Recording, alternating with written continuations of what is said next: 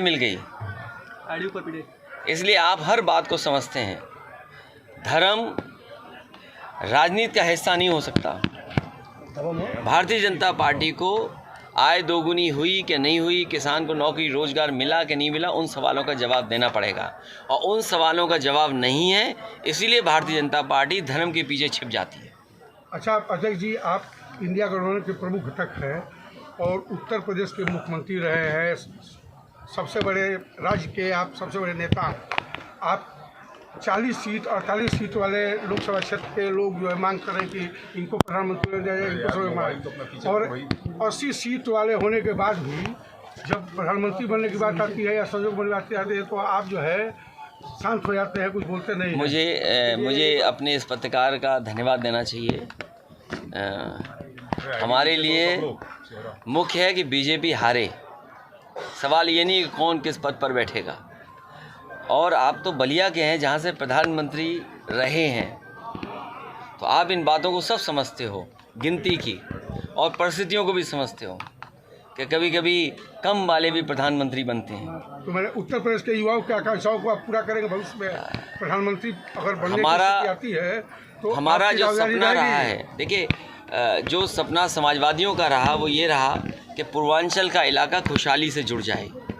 इसीलिए ये जो सड़क आपको पूर्वांचल की दी थी वो किसी के मांगने पर नहीं दी थी।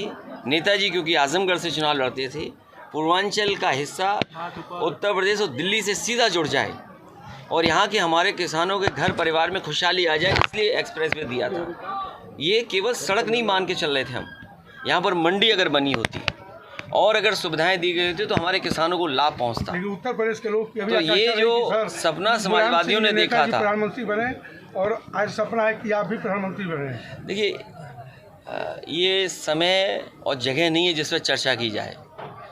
कभी दोबारा बलिया आएंगे हम लोग। अच्छा सर, मेरठ में एक किसान ने आत्महत्या करने की कोशिश की है, पेट्रोल डालकर जो है आग लगाने की कोशिश की है, क्योंकि वन विभाग उसकी ज़मीन पर कुछ करने जा रहा था। क्या कहना चाहेंगे सर, किसानों की क्या स्थिति है प्रदेश के अंदर? बीजेपी के लोग ज़ीरो टॉलरेंस कहते हैं करप्शन के लिए।